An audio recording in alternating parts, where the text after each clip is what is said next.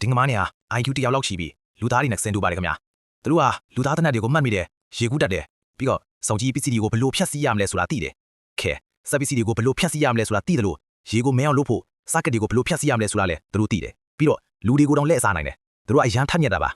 အော်စရာကောင်းလောက်အောင်ပါပဲ โอเคသူတို့ရဲ့ရည်မှန်းချက်ကကာဗွန်တွေဝန်းရံထားတဲ့လောင်အိမ်ကနေလွတ်မြောက်ဖို့အခွင့်အရေးရှာဖို့ပါဒါပေမဲ့နောက်ဆုံးမှာတော့မအောင်မြင်ခဲ့ပါဘူးကာတာရဲ့ပြီးခံမှုကြောင့်ငမန်းတကောင်ကိုမြေစီးပြီးစန်တပ်ပလက်ဖောင်းကိုခေါ်ဆောင်သွားခဲ့ပါတယ်စန်တပ်မှုစတင်တော့မယ့်အချိန်မှာငမန်းဟာရုတ်တရက်လှူရှားသွားခဲ့ပါတယ်လူတိုင်းအံ့အားသင်သွားခဲ့ကြပေမဲ့ဒါအကျဉ်ငမန်းဒီဟာအိမ်မဆိုးတစ်ခုမှတ်နေတယ်လို့သူတို့ထင်ခဲ့ကြပါတယ်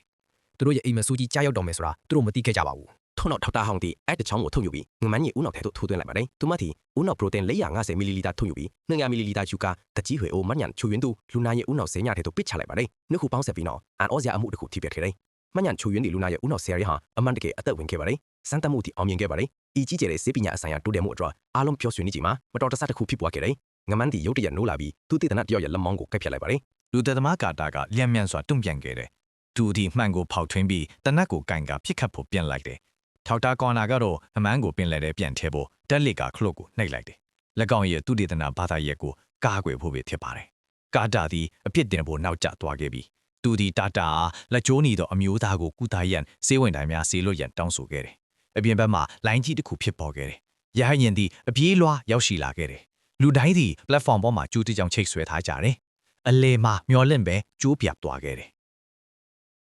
တွင်းပြည်နယ်ဒီပင်လယ်ထဲကိုပြုတ်ကျပြီးငမန်းကြိုက်ခံခဲ့ရတယ်။ကြီးမားသောဆွဲအားအောင်မှာရဟတ်ရင်ဒီပြတ်ကျပြီးပောက်ကွဲခဲ့တယ်။လူအများပြားသည်ထိုက်ရိုက်တည်ဆုံခဲ့ပြီးအခြားနေရာများမှာစက်တိုက်ပောက်ကွဲမှုတွေဖြစ်ပွားခဲ့တယ်။စံတက်ဧရိယာတစ်ခုလုံးကပြင်းထန်စွာပျက်စီးခဲ့တယ်။လူတိုင်းရဲ့စိတ်ဓာတ်တွေမတည်ငြိမ်သေးတဲ့အခါကြောက်မဖွယ်ကောက်တဲ့အရာတစ်ခုရောက်ရှိလာခဲ့တယ်။ငမန်းကထွေးမီနန်းကိုကိုက်ပြီးအပြေးအလွှားပြေးဝင်ကထွေးမီနန်းကိုထက်ခွဲခန်းရဲ့အကအကွဲမှန်းတဲ့ပစ်ထည့်လိုက်တယ်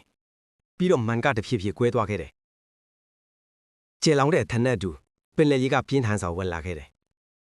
လူတိုင်းကအဆောက်အုံစီအပြေးလွှားသွားပြီးတန်တကားကိုပိတ်ကာခဏလောက်ပုံနေခဲ့ကြတယ်သူတို့စင်ကြုံတစ်ခုစီရောက်တဲ့အခါငမန်းတွေကနောက်ကနေလိုက်လာပြီးဘေးနားကတန်တကားကိုဝင်တိုက်မိကြတယ်မကြခင်မှာပဲတကားပေါ်ကဝက်ဦးတယ်တလုံးပြီးတလုံးပြုတ်ကျပြီးရေကတုံစိမ့်သွားတယ်ရေစီးစင်ရင်မူကပိုပိုကြီးလာတယ်သူတို့ကတန်တကားတစ်ခုကိုမြင်မြန်ဖွင့်ပြီးအဲ့ထဲမှာပုံနေလိုက်တယ်အနက်ရောက်တစ်ထီကတခုခုမားနေပြီဆိုတာနောက်ဆုံးတော့သဘောပေါက်သွားတယ်